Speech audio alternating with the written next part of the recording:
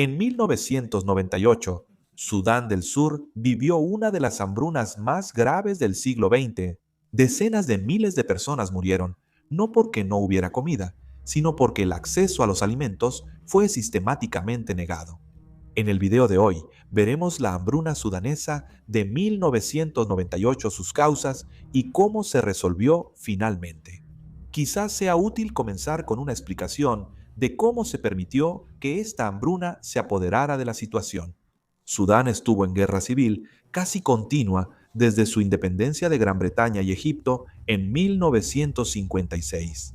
Esta guerra tenía sus raíces en profundas desigualdades estructurales entre las regiones norte y sur del país.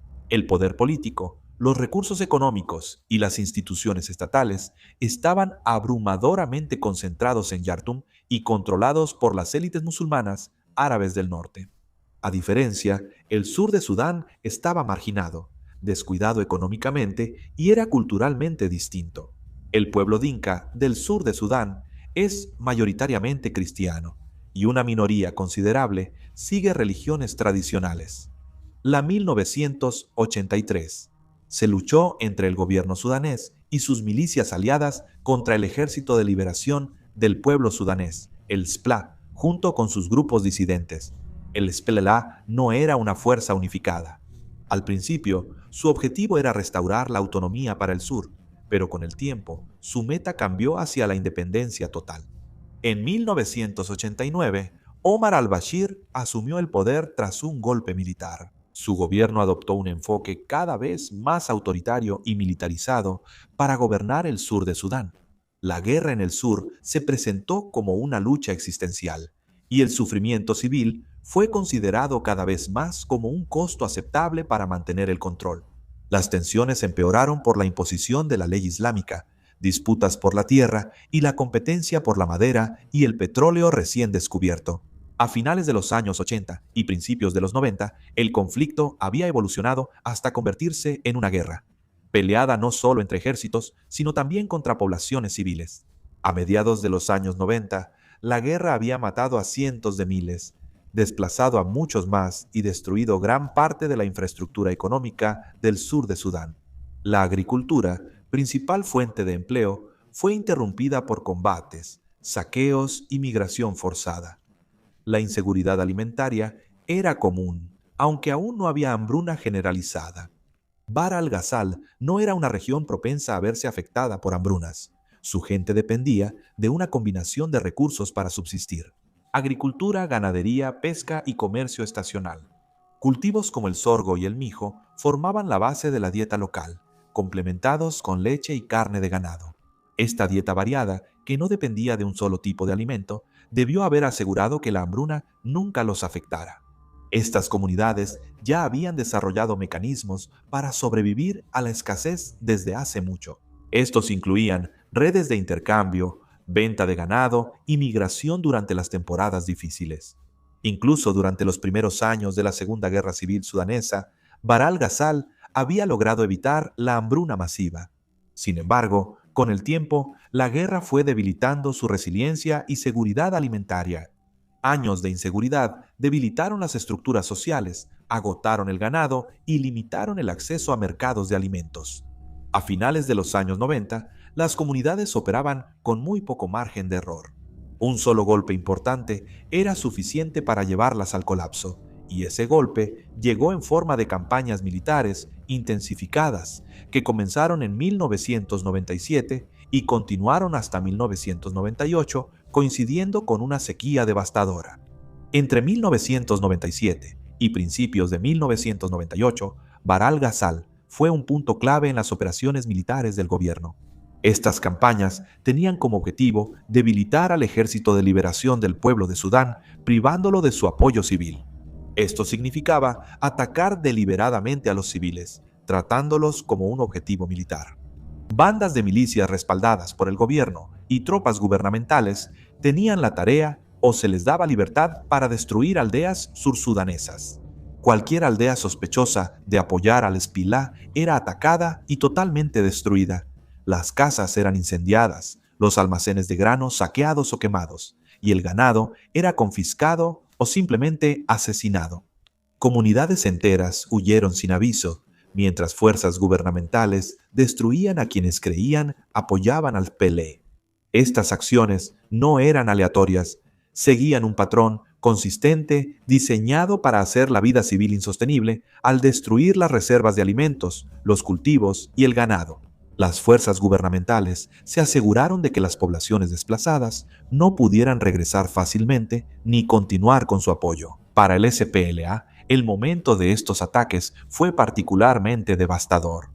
Muchos ocurrieron durante los periodos agrícolas críticos. Los ataques significaron que la gente no pudiera sembrar sus cultivos y los obligaron a abandonar alimentos que ya estaban listos para la cosecha.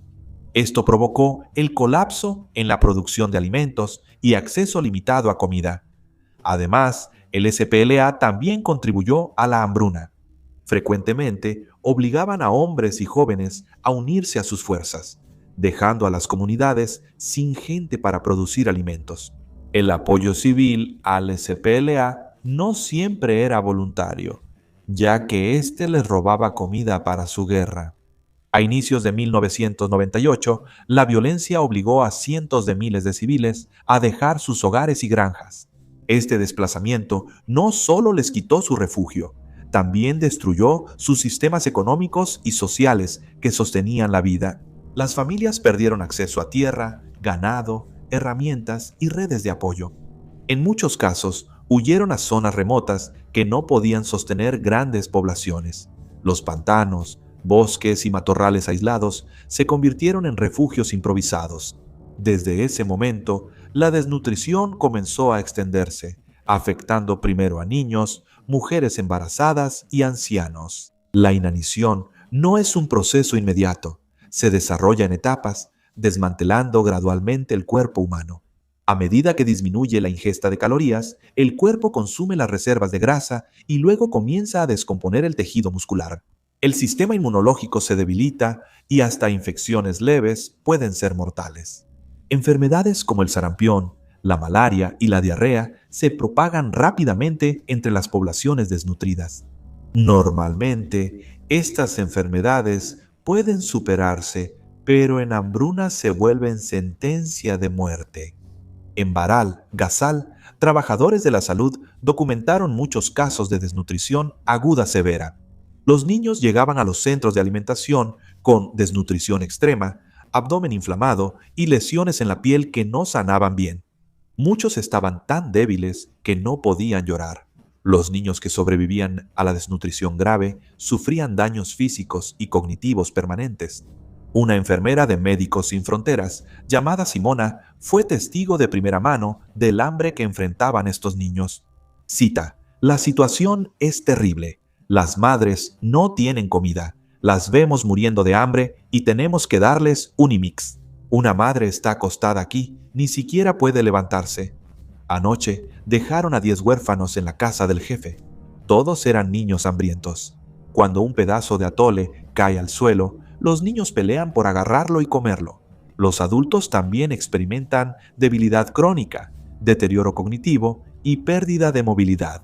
Al perder a sus miembros más productivos, las zonas veían reducida su capacidad de recuperación económica y social. Muchos murieron sin alcanzar atención médica. Muchas muertes no se registraban. Sucedían en asentamientos aislados o rutas de desplazamiento. La hambruna también destruyó familias. Los padres enfrentaban decisiones imposibles sobre a qué hijos alimentar. Los familiares ancianos a menudo eran dejados atrás cuando las familias huían. Estas decisiones dejaron cicatrices psicológicas en los sobrevivientes. Incluso en los centros hay ejemplos sombríos de personas a quienes les roban la ayuda, como la ahora infame fotografía de un niño demacrado arrastrándose por el suelo. Un hombre bien alimentado camina junto a él, sujetando la bolsa de maíz que acaba de robarle al niño. El fotoperiodista Tom Stoddard capturó esta imagen desgarradora. Aunque fue sombría, ayudó a atraer la atención mundial sobre la hambruna global. Lo peor ocurrió entre junio y septiembre de 1998. Durante este periodo, las tasas de mortalidad en algunas zonas superaron varias veces los umbrales de emergencia. Los menores de 5 años representaron la mayoría de las muertes. Las estimaciones de mortalidad total varían entre 70.000 y más de 100.000 personas, aunque cabe señalar que estas son estimaciones conservadoras. Muchas muertes ocurrieron en áreas fuera del alcance de los observadores. Por lo tanto, es difícil saberlo. La respuesta tardía también empeoró mucho las cosas. A pesar de las señales tempranas de una hambruna inminente, los fondos para prevenirla no se materializaron. Solo aumentaron cuando la atención de los medios dio a conocer el sufrimiento extremo. Pero para ese momento ya era demasiado tarde para muchas personas. Hubo intentos de llevar ayuda humanitaria a quienes la necesitaban. En el sur de Sudán, la Operación Salvavidas Sudán inició en abril de 1989 con autorización del gobierno sudanés. Los trabajadores humanitarios advirtieron que las condiciones de hambruna empeoraban cada día y que se necesitaba urgentemente una intervención internacional masiva. El gobierno sudanés podía aprobar o negar la entrega de ayuda antes de la hambruna de 1998.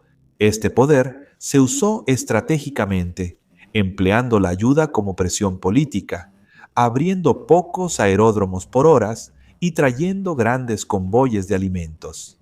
Pero en muchas ocasiones, el SPLA desvió la ayuda para sí mismos. En algunas regiones, el SPLA permitió el libre acceso y movimiento de la ayuda, pero en otras impusieron fuertes impuestos. Exigieron parte de la ayuda y el uso de los camiones de ayuda. Para transportar soldados, la comida fue una herramienta de negociación y los civiles pagaron el precio. Se ampliaron los puentes aéreos, se abrieron centros de alimentos y se intensificaron negociaciones, mejorando el acceso a zonas bloqueadas. Estas medidas redujeron la mortalidad, pero llegaron cuando la hambruna ya había cobrado decenas de miles de vidas. A fines de 1998, la hambruna disminuyó. El aumento de la ayuda humanitaria, mejor acceso a zonas afectadas, cosechas de temporada y altos al fuego temporales ayudaron a reducir las tasas de mortalidad. Sin embargo, la causa principal de la hambruna seguía siendo la guerra civil, que continuaría durante otros 7 años. Esto implicaba que la gente continuaba desplazada y la inseguridad alimentaria persistía. La hambruna terminó como un evento individual, pero sus efectos y las causas permanecieron durante años. Ningún funcionario sudanés ni líder del SPLA fue procesado por acciones que contribuyeron a la hambruna. La falta de rendición de cuentas reforzó que el sufrimiento civil masivo tenga pocas consecuencias para los responsables. La hambruna sudanesa de 1998 es considerada una de las peores de la historia, y no fue un accidente. Fue el objetivo deliberado del gobierno sudanés, agravado por el desplazamiento, la destrucción intencional de medios de vida, la restricción de la ayuda humanitaria y la respuesta tardía. Hasta 2025 Sudán se encuentra actualmente en una guerra civil y partes del país están experimentando condiciones de hambruna.